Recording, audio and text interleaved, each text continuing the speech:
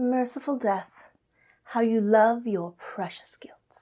Hello, I'm Allie, the literary sewist. Here in my crafting castle, I create projects inspired by the books I review. Today, I will be sewing a sexy vampire-inspired top that my 16-year-old self would be very proud of. All while I tell you about Anne Rice's interview with the vampire.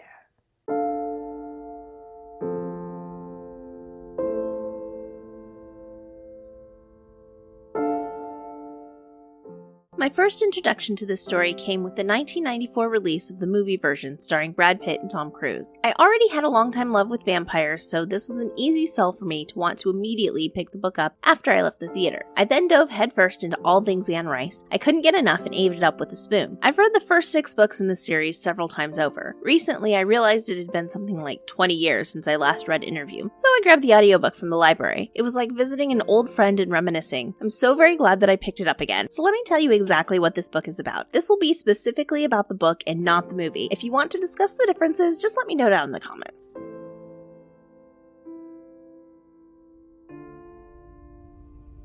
The story begins in a room in San Francisco, where a journalist has met a strange and intriguing figure that he has a strong desire to interview and obtain a life story from. The figure declares that he is a vampire and is more than eager to share his story with any person who would want to know from a real-life vampire. How, when, why.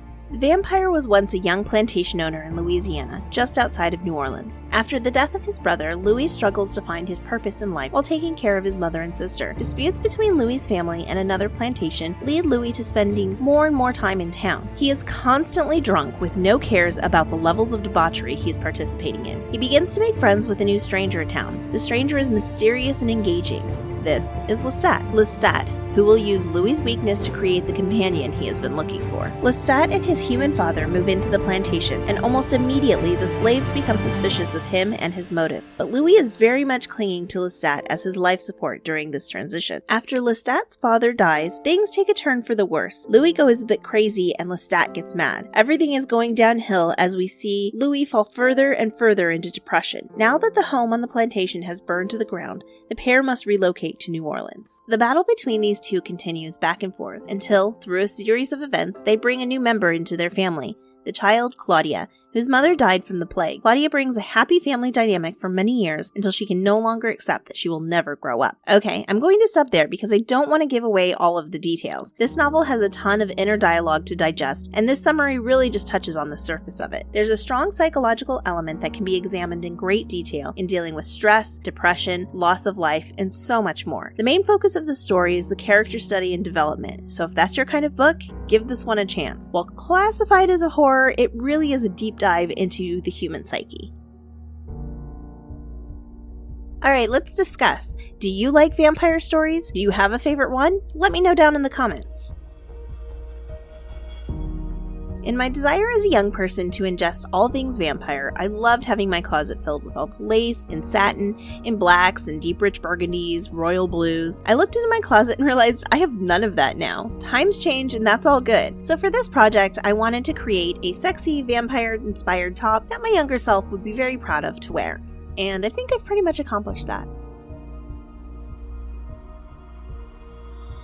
Without a doubt, this is a 5-star book. It has always filled my need when I was craving a solid vampire story. It's so much more than what you get on the surface and what you ever see on screen in the movie. I hope one day someone will take the time to develop a story for a longer series so we can get that deep dive into who these characters really are and find out all of their secrets.